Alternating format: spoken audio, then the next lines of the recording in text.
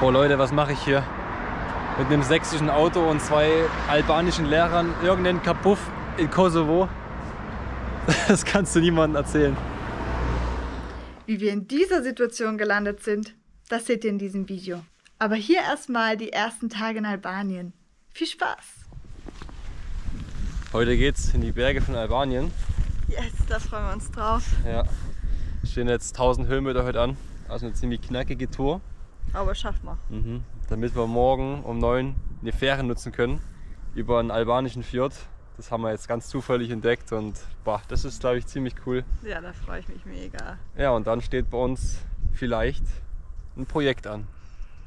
Schauen wir mal, ob das so funktioniert, wie wir uns das so gedacht haben.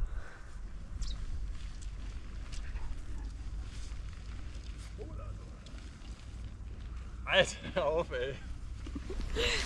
Tja, wir müssen eigentlich los. Was sagt der Hans?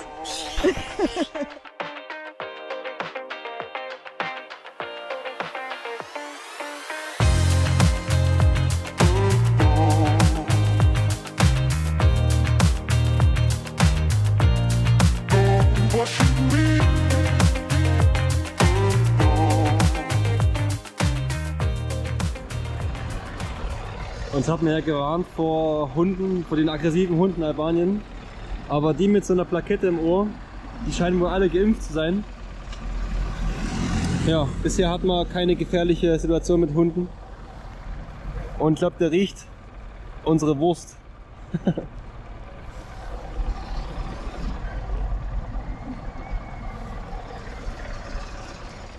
Ich war jetzt gerade beim Bäcker, habe 2 irgendwas gekauft. Und also 2 Sachen für 1 Euro zusammen. Ich war gerade todesverwirrt, weil ich habe gefragt, ob ich mit Euro zahlen kann und sie hat so gemacht, also nein. Aber in Albanien heißt Kopfschütteln ja und das hat Franz schon mal irgendwo gesagt, aber hat die jetzt vergessen gehabt.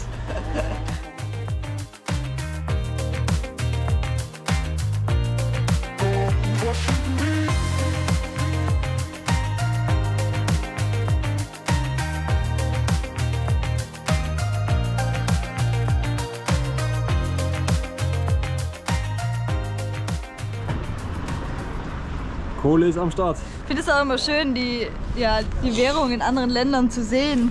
Ja, jetzt haben wir ein bisschen was für diese Bergdörfer da oben.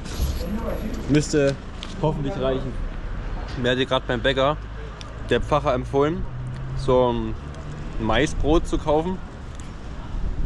Aber weil es irgendwie nach gar nichts schmeckt, hauen wir da nochmal Crepe Nutella drauf. Aber er hat auch gesagt, das ist noch von Zeiten vom Kommunismus. Man kann es lieben, man kann es hassen.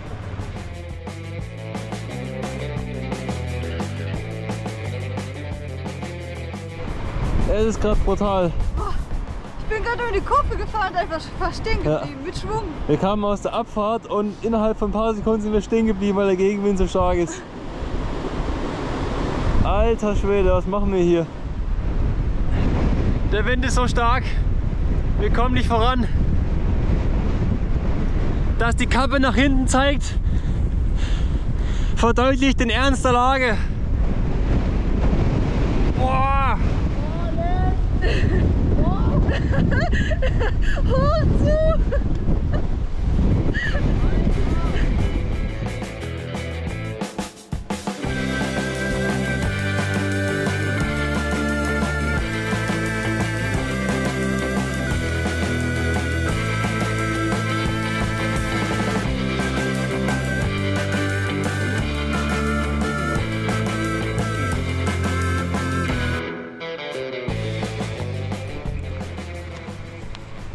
Fängt es an zu regnen.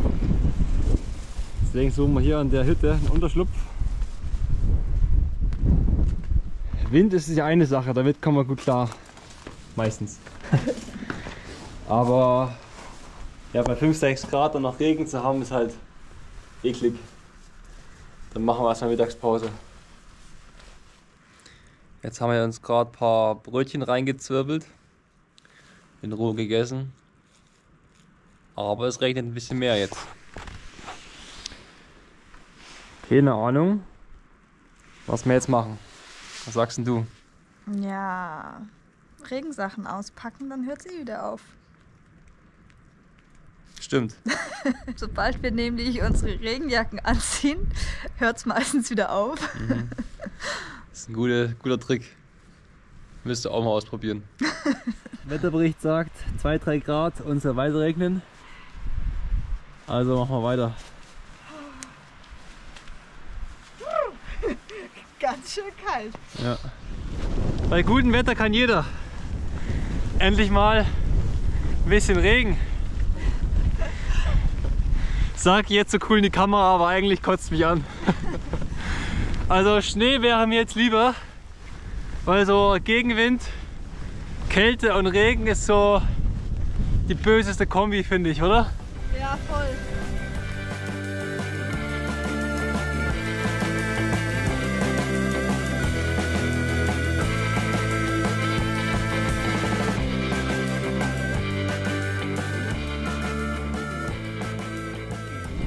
Schon spannend irgendwie. Ich meine, die Wetterbedingungen sind ja echt eigentlich so, dass man schlechte Laune haben müsste. Gegenwind, kalt, Regen. Es ist einfach, ja, eigentlich ekelhaft. Aber irgendwie haben wir beide richtig gute Laune heute. Wir genießen das richtig. Ja, mal schauen, wie lange es so bleibt. Vor allem fragen wir uns, wo wir das Zelt aufschlagen können.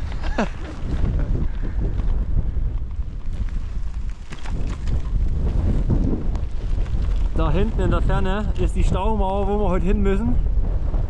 Weil ab der Staumauer fährt morgen das Boot. Mega schade. Wir haben von der Straße jetzt so ein kleines Häuschen gesehen. Das schien uns perfekt vom Regen sicher zu sein, aber leider liegt ein Haufen Zeug drin. Wir wissen noch nicht ganz, wo wir jetzt unser Lager aufschlagen. Ja, um vielleicht mal ein paar Sachen zu trocknen.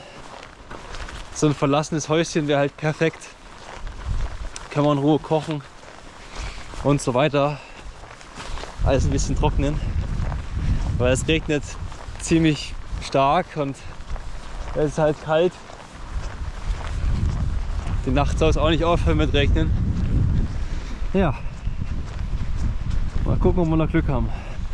Jetzt kommen die ganze Zeit Autos und grüßen uns freundlich und feuern uns an. Also so geil, die Albaner. Und einer kam gerade und hat uns seine Visitenkarte zugesteckt.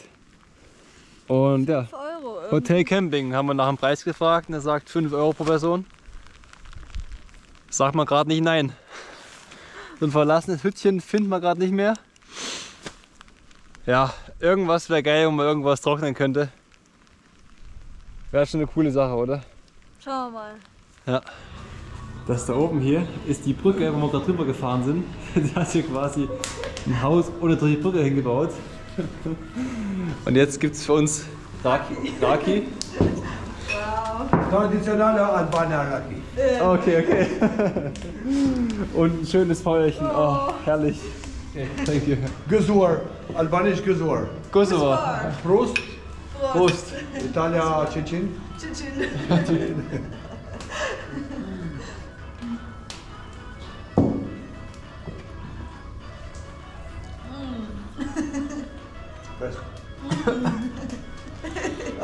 Brennt. Also ich dachte, das trinken wir gleich aus. Nee, das ist vergessen. Wirklich, ich trinke einen Raki und ich bin so Hacke. Jetzt kommt aber was anderes. Ist brutal. Nein, oh nein, er holt noch was. Oh mein Gott. Wir werden immer zum Saufen verarscht. Ich werde immer zum Saufen gedrängt, ich weiß auch nicht. So, ich sag, ich trinke keinen Alkohol, kein Problem. Hans? Mein Mann so, was, kein Alkohol. Wieder die gleichen. Ich finde, der Typ ist mega lieb, ein richtig süßer. Und der hat halt hier sein Restaurant unter die Brücke gebaut, wo wir gerade drunter durchgefahren sind. Und auch das Hotel. Ja, Wir schlafen heute unter der Brücke. wir schlafen unter der Brücke, ja. Und der verlangt einfach für das Zimmer 5 Euro pro Person. So genial. Und jetzt bei dem Feuer können wir uns Sachen trocknen. Genial. Also ich weiß nicht, bisher ist der schönste Tag auf der Reise. Vielleicht sage ich es auch gerade noch besoffen, aber wie kann ich denn von einem Glas so Hacke sein? Boah. Das ist unser Zimmerchen. Ich bin so durchgefroren. Oh, was gibt's Besseres nach einem kalten, nassen Regentag auf dem Rad eine kalte Dusche zu nehmen. Boah, es gab hier nur kaltes Wasser, es war wirklich nicht Leitungswasser kalt, das war aus dem Fluss da drüben rausgepumpt kalt. Oh, ich friere fast den Arsch ab. Ich gehe gleich wieder vors Feuer. Und bei dem Bad, ich weiß nicht, ich glaube, das ist das Klo. Weiß nicht, da muss man, glaube ich, in die kackende Fuchsstellung gehen, um da irgendwie ein Häufchen zu machen. Das war echt so ein schöner Abend. Der Opi ist so süß. Also. Voll, also wirklich, wir haben uns so wohl gefühlt und der war so freundlich. Und die albanische Gastfreundschaft scheint echt so wahr zu sein, was alle sagen. Und wir haben es gerade für 8 € gegessen mit Vorspeise. Dann kam der Kapitän noch dazu, der hat uns Bier ausgegeben, also der Kapitän von dem Schiff morgen, wo wir mitfahren. Und da hab ich mit ihm telefoniert, der meinte, ja, wir haben Glück gehabt, morgen fährt das erste. Das erste Mal fährt morgen ein Boot. Franzi ruft letzte Woche extra an. So, ja, fährt das Boot überhaupt? Ja, jeden Tag. Und der hat jetzt gesagt, wir sind ziemlich lucky, dass wir das Boot jetzt kriegen. Weiter geht's. Unter der Brücke haben wir geschlafen. Da oben hat sogar ein bisschen geschneit, gell? Oh, ja, stimmt. Es sind kuschelige 0 Grad heute Morgen. Frühsport.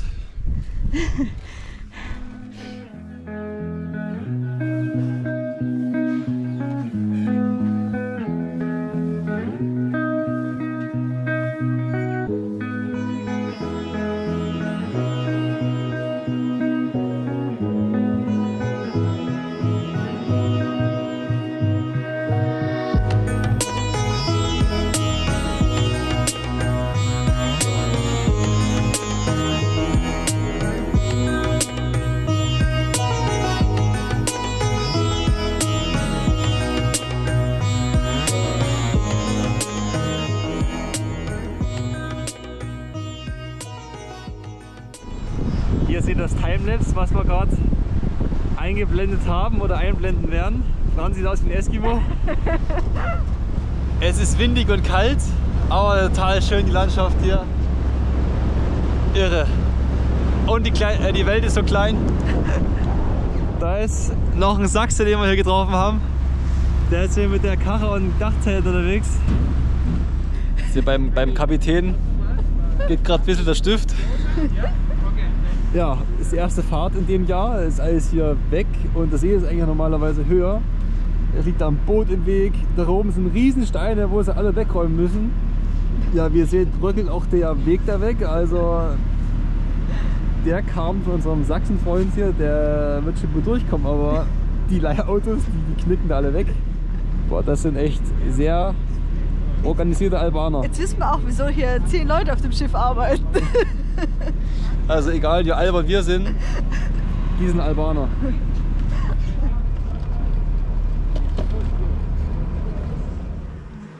Guten Morgen, jetzt haben wir hier selbstgemachte Pancakes und Brot, Nutella bekommen von den 2 Schwestern.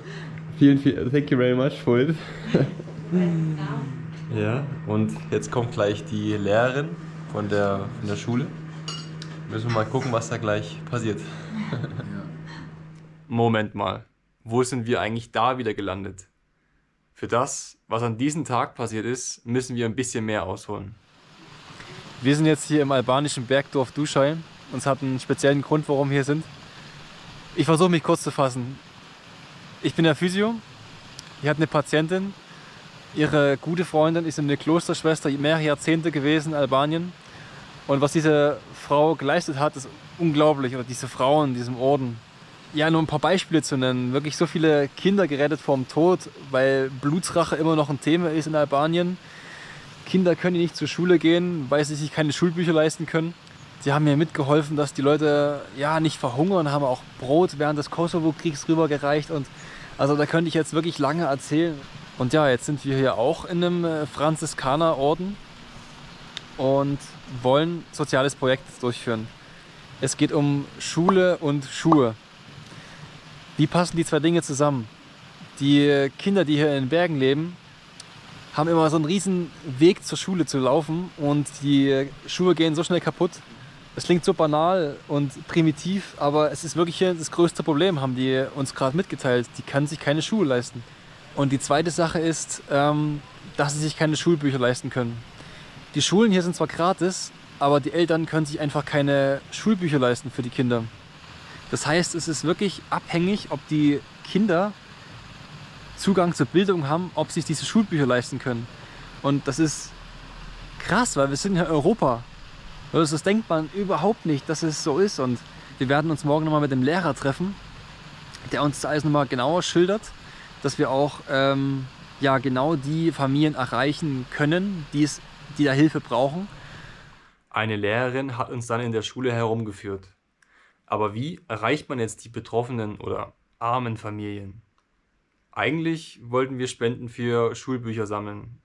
Aber das ist leider nur eine kurzfristige Lösung, da in diesen Büchern oder eher Arbeitsheften reingeschrieben wird.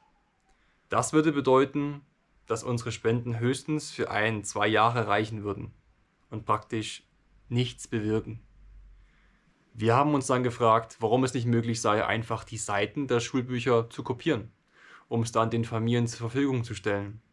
Das Problem ist aber, es gibt nur einen Kopierladen im Umkreis von 30 Kilometer und dort kostet ein Blatt Papier, also eine Kopie, 10 Cent umgerechnet. Und das ist ja bei weitem nicht zu stemmen für die Familien, die betroffen sind.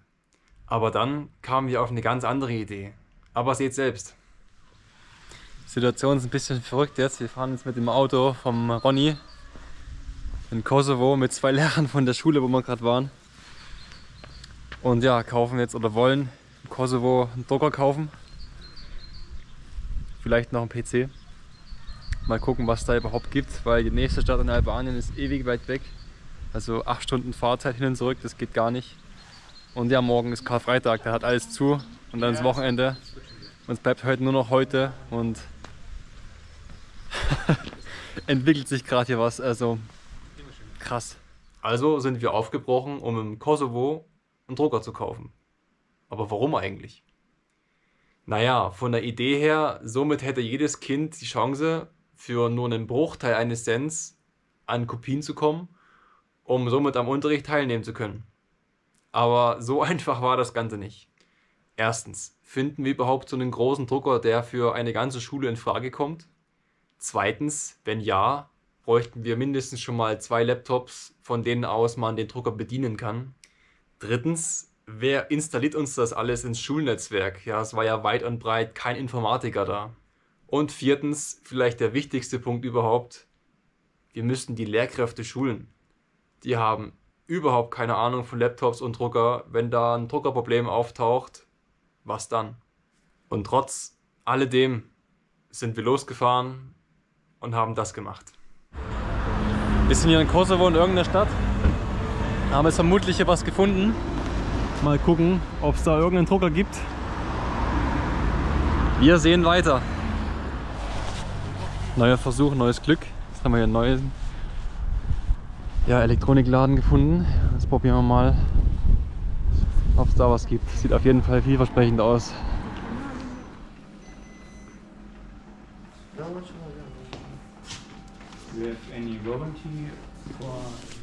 Okay, wir kaufen jetzt diesen Drucker, diesen PC und diesen PC. Und eine Jahresration Papier für die Schule. Und damit müssten sie erstmal ein Stück hinkommen.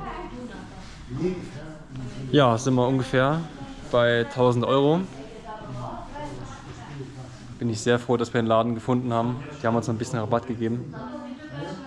Und natürlich die Sache mit dem Ronny. Ich weiß nicht, man kann an Schicksale glauben oder nicht, aber dass wir das uns gefunden haben und dass wir das gerade durchziehen, das ist... Ja, da kommt er gerade vorgefahren. Ist echt Zufall und es fühlt sich einfach gut an gerade.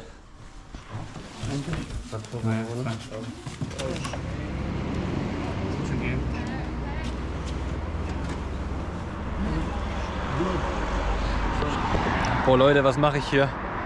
Mit einem sächsischen Auto und 2 albanischen Lehrern irgendeinen Kapuff in Kosovo. Das kannst du niemandem erzählen. So, sind wir wieder in Albanien in der Schule. Haben gerade das schwere Ding hochgetragen. Boah, ein Brocken. Ja, und jetzt muss man gucken, ob wir es irgendwie installiert bekommen. Auch die 2 neuen Laptops und Ja, muss man alles neu installieren und die Software herstellen. Dauert auch noch mal ein paar Stunden, schätzen wir mal. Und hier kommt Ronny so richtig ins Spiel. Ronny ist studierter Informatiker und kennt sich bestens mit Computertechnik und Drucker aus. Er hat wirklich alles innerhalb von 2-3 Stunden installieren können und hat nicht nur den Lehrern alles bestmöglich erklären können, sondern hat auch die Anweisungen idiotensicher ausgedruckt. Wenn es trotzdem Fragen geben sollte, haben Sie jetzt seine Nummer und können ihn jederzeit kontaktieren. Ohne dieses Engagement und Wissen von Ronny wäre dieses Projekt ganz sicher nicht möglich gewesen. Wir sind jetzt fertig hier. Ronny ist, keine Ahnung, der hat übelst Ahnung davon zum Glück. Der hat gerade alles installiert und scheint zu funktionieren. Richtig geil. Für uns war das unglaublich, dass wir innerhalb von einem Tag wirklich alles zum Laufen gebracht haben, um dieses Jetzt auf gleich Projekt zu stemmen. Wir waren zwar von früh bis spät unterwegs, aber es hat sich wirklich ausgezahlt. Ja, und gezahlt haben wir auch. Letztendlich sind über 1000 € zusammengekommen, was echt nicht wenig für uns ist. Eigentlich wollten wir es so machen, dass wir versuchen, ein Spendenprojekt über YouTube jetzt zu machen. Mal gucken, wie viel zusammengekommen wären für die Schulbücher. Aber der Weg, der sich da jetzt so ergeben hat mit dem Drucker, der macht einfach so viel mehr Sinn. Der ist einfach nachhaltig, dass wir wirklich was verändern konnten. Und ja, die Kosten, die entstanden sind, haben wir ja bereits ausgegeben. Deswegen, wer es gut findet, was wir da gemacht haben und uns unterstützen möchte, würden wir uns natürlich mega drüber freuen. Da findet ihr den Spendenlink unten in der Videobeschreibung. Und ja, es wäre natürlich Hammer, wenn wir nicht auf Kosten sitzen bleiben, dass ja, die Spenden das wieder refinanzieren. Aber selbst wenn, wir wissen, dass es Sinn gemacht hat, dass das Geld gut investiert ist und wir würden es jederzeit wieder machen. Wir versprechen, dass 100% eurer Spenden in das Projekt fließen und wir davon keinen Cent anrühren. Das ist uns ganz wichtig, dass wir das voneinander abgrenzen. Wer uns persönlich unterstützen möchte, der kann es natürlich auch gerne tun. Da ist auch der Link unten in der Videobeschreibung. Aber hier geht es ganz klar um das Projekt in erster Linie. Eine Sache wäre da noch, und zwar wegen den Schuhen. Immer kurz vor Schulanfang, also August, September, ist bei den katholischen Schwestern die Hölle los. So viele Eltern fragen dort, ja, ob sie irgendwie gebrauchte Schuhe für ihre Kinder haben. Und Schuhe sind absolute Mangelware und ja, sie haben viel zu wenig. Also sie laufen alle mit den Latschen rum. Das sind so alte Dinger. Also da wäre es echt cool, wenn wir ein paar Second-Hand-Schuhe aus Deutschland bekommen, dass wir diesen krassen Schulweg mit guten Schuhen laufen können. Also im Sommer geht's, aber im Winter ist es echt heftig mit den Latschen. Also sind nicht alle so aus, aber einige. Deswegen, das wäre schon echt eine coole Sache. Deswegen Aufruf an euch, wer irgendwie gebrauchte Schuhe, Schuhgröße 35 bis 40 zu Hause hat und die nicht mehr braucht, das würde den Kindern so viel helfen. Die Adresse, wo das Ganze hingeschickt werden soll, wird auch unten eingeblendet. Die ganzen Schuhe werden gebündelt und dann ja im Sommer losgeschickt. Danke an euch. Ciao, ciao.